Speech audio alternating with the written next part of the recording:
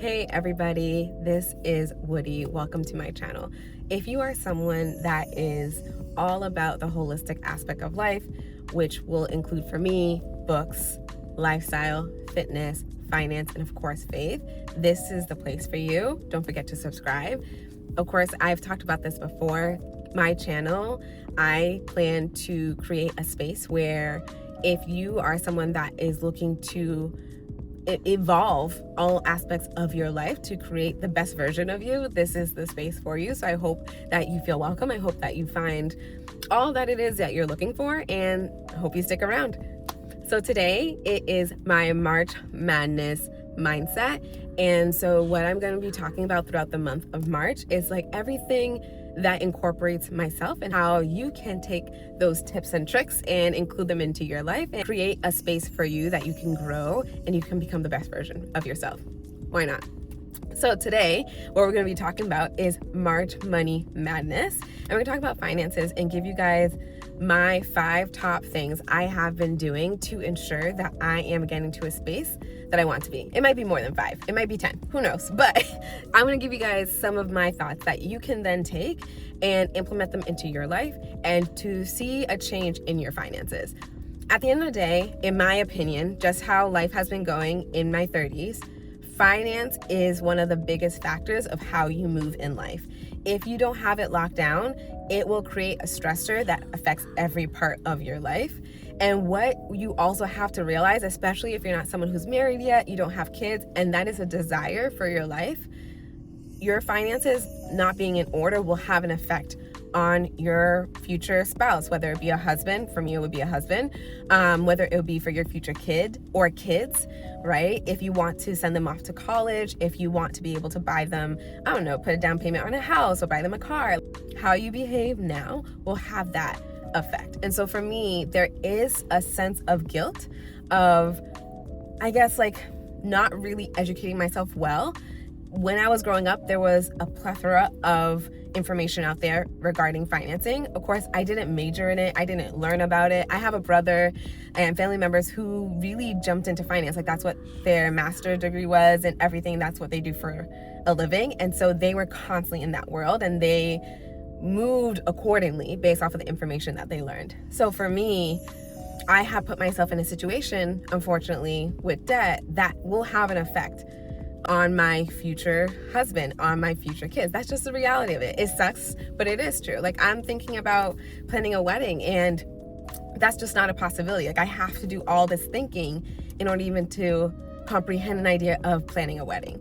That's just the reality. So please be mindful of learning and know that how important it is to really have your finances in order. Back to the main point of this video is sharing with you my tips of how I am getting by and how I am kind of reprogramming my mind when it comes to finance.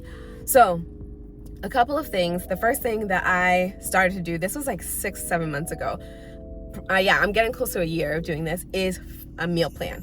And I don't know why I haven't done it before. And I can't remember what I've done prior to doing this, especially working where I work now. Like I work about an hour and a half away from where I live, and that's because of traffic. Normally without traffic, it's probably a 40-minute drive, but hour and a half.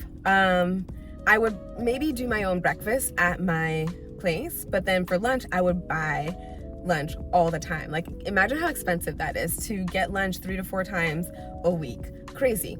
And so last year I made a decision like, let's meal prep. One that was going to be just healthier for me. I was like on a health kick too. I was trying to lose weight as well, and I succeeded. So meal prepping was huge for me. And not only was it big for my health, it was also a big factor when it came to money. So I was saving so much money. I wasn't door dashing all the time. I wasn't doing like delivery, anything like that. I kept the meals the same throughout the week. So my breakfast is the same every week. I talk about this in another video as well. Breakfast is the same, lunch is the same. And dinner now, what I started to do, I actually do a like family dish I get from Whole Foods. And so it's like 4 meals in that dish, and that's 4 nights of dinner. So that is something that I love to do. So I get that as well. And I think it's around, when I bought it, it was like $27. I think I got it on sale because I have my Amazon Prime for Whole Foods. And so $27. So basically it is less than $10 a meal every time I eat it. And that's what I love about it. So that's kind of what I do for my meal plan. And that saves me so much money. So that's a big part of it, is food prep and eating the same things. I understand people are like, they get bored, they don't like that. For me, I'm like, if you're in a situation, a financial situation, toughen up. Like, I don't know what else to tell you, but you don't have the luxury of, getting different meals here and there. You have to understand that you are in a season where you have to do what you have to do. So for me, that's what it is. I have to do what I have to do. So in the morning, I reheat my egg bites. So I freeze them up, but I make egg bites every weekend in like a muffin tray. Call it a day. I can add whatever I want. And if I want to add some like meat, whatever, to add more protein, sometimes I add a little cottage cheese in there. And then I have my egg bites. I have 2 or 3 every single morning. Reheat it, it's perfect. Another thing I do is I make my matcha at home. And the biggest reason is because I used to get matcha out and I saw how expensive it was. Like minimum it's $7, right? That's minimum. So I was always getting it. I was like, okay, I can't continue to do this consistently every single day for work, and then also every single week. That's a lot. So with that being said, I started making my matcha at home and it's been a game changer and it's great. That's the first thing that I would definitely recommend, because that's easy to kind of switch up. Is maybe if you're eating out every single day for work, maybe try meal prepping for 2 of those days, and then from there continue to add another day and then another day. Another thing with meal prep I would definitely advise to do is find one day and a time in that day where you are definitely going to the grocery store and you automatically meal prep. I think that will save so much. My meal prep now is under 2 hours. It's also just because it's me. So it's very easy for me to like get a handle on that and decide like, okay, I'm gonna buy groceries, then I'm gonna make the meal prep at this time. So meal prepping, definitely save your coins there. And then making your coffee, matcha, tea, whatever it is at home, it's easy to do. I think a lot of people can make their own coffee, whatever, at home and still make it great and make it taste amazing as well. Another thing I have done is having a high yield savings account. I am so frustrated with myself that I've never opened one before. It is very easy to do, that's the most annoying part, is it wasn't a lot. I did it in less than 20 minutes, I think. I have SoFi, and that's the high yielding savings account I use, and it's really easy. I knew there was no way I was going to take X amount of dollars and move it to the SoFi account every single month by myself. Absolutely not. So what I did was I went into my job system, my ADP, went in and allotted a certain amount to go to SoFi every single month. So it comes out to be over $400 a month that I get to save and put it over to SoFi.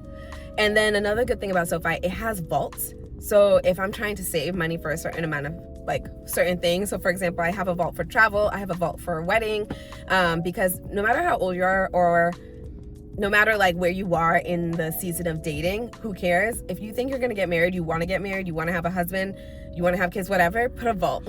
Put savings aside for it, because it's so expensive. And as we continue to just get older, it's just gonna get more expensive.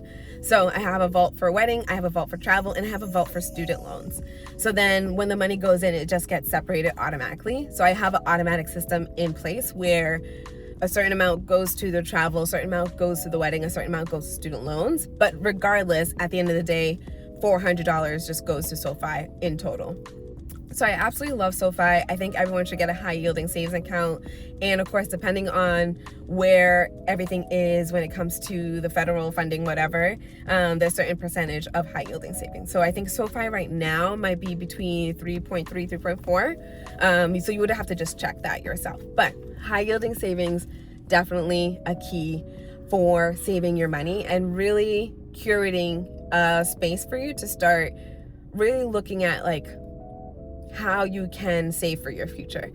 I don't know, I really wish I did this earlier. It would have saved me so much, especially when I transitioned to this current job I have. I was making more money, and so that could have helped me in the long run. Another thing that you have to do, I don't know how people don't do it, is you have to sit down and budget. You have to know where your money is going. I get it. Some people are they're scared to open up their bank account. You just got to rip the Band-Aid off. I don't know what to tell you, but rip it off.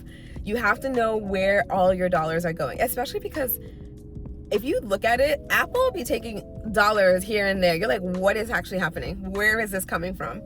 So definitely know where your money is going, because you can also see, one, sometimes Apple is because of subscriptions that you didn't know you still had. Definitely cancel those if you don't need them. And that happened to me. There was a subscription, I realized, I don't need that anymore. Why is it still taking money out of my account? Immediately removed it. So definitely check your budget. So budgeting is huge. For me, what I started to do now was once a month, I look at my budget and then I see like, okay, where was my money going before? What was I doing wrong? Where should I have done a little bit better? So then next month, I plan the budget accordingly. I add anything that maybe has changed from before.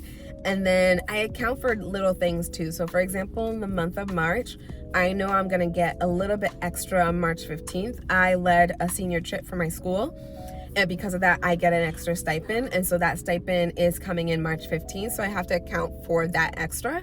And then also make sure like that extra is not gonna go to fund money, whatever. It's gonna be, allotted to things that need to be handled. So definitely into my savings and definitely to student loans for sure. So that's basically it when it comes to budgeting. Sit down with yourself, really look at your bank account. Where is your money going? How much are you paying down in debt? How much do you feel like you could have paid more in debt? And then from there, I wouldn't do anything miscellaneous too. Make sure like every dollar has a place. Make sure you allot that. That way, like you're not overspending or underspending things and money's just like sitting around there where you could utilize it for something. So definitely with your budget, a lot of people like to do zero-based budget, and that's kind of been helpful for me. Every dollar has a spot and has a place to go.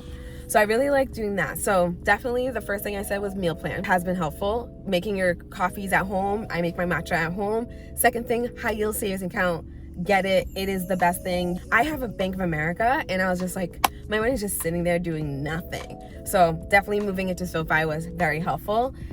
I still have Bank of America because my money comes in that way, but get a high yielding savings account for sure. Third thing, sit down and budget. Sit down with yourself, look at where your dollars are going, understand where they are going, and see what else needs to happen. Okay, so the fourth thing is, this kind of aligns with your budget, but living below your means, right? So what does that actually look like? So for me, something that I realized, I didn't like plan on not doing it, but I don't go shopping at all. Like I rarely do. And so that has helped me so much. It's money that I'm just not spending whatsoever. I think the last time I shopped was probably, and when I say shopping, I mean clothes shopping, in the summer. That was probably the last time I shopped. For example, I was going on a trip to St. Martin's and I just needed certain clothes, certain colors because it was for a bachelorette. But the best thing about that was I was like, okay, I know I'm going to Aruba in November and I know I'm going to Panama in February. All these clothes will be utilized for those trips, and they were. And yeah, that's the best part about it, is that when you go shopping, make sure the clothes that you are buying, you can use it over and over again. That's just who I am. I'm a repeater, and I'm okay with that. Like I'll repeat outfits all day, every day, no shame, right? They're gonna be washed, of course, but we're gonna repeat those outfits. So yeah, I definitely like know where your money is going in that aspect. So things like that, like not overspending, definitely have a mindset of no buy day or no buy week. That's pretty huge for me. Living below my means has been a huge thing. So definitely the food that I eat has always been the same, trying to go for sales, really not being out and about to shop and to want to shop. I have the same clothes. I will repeat clothes. Definitely has been helpful for me. So what I would say is look at where you are spending your money. It could be makeup, it could be clothes, it could be gadgets, it could be tech, whatever it may be, and make an audit for yourself. Do you really need these things?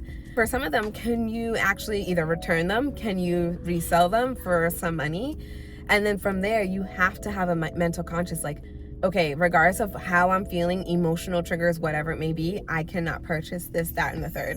I know for a lot of women that I talk to, they may have a bad day and retail therapy is their go-to. And so that's something you have to work through yourself. But I would definitely say, like, live below your means is a necessity. Okay, this kind of goes along with living below your needs, but I'm not someone who is really strict when it comes to, getting out of debt. That's kind of like my journey right now, is getting out of debt. What I mean by that is I still want to enjoy life, but know that I have to have strategy when it comes to that. So another thing is strategy when it comes to planning your fun. And for me, my fun isn't like dinners out or anything like that. My fun is actually travel.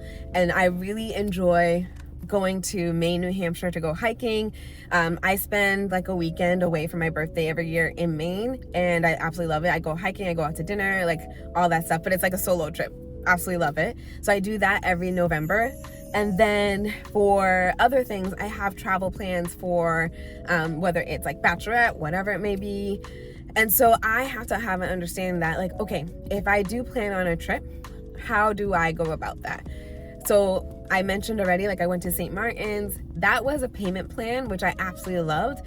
And it was just so great overall because everything was broken down. So I was able to save really well for that. I would absolutely suggest, like, if you do like a friend's trip, a bachelorette, whatever, see if payment plans are an option, because then it can help you save accordingly for those trips.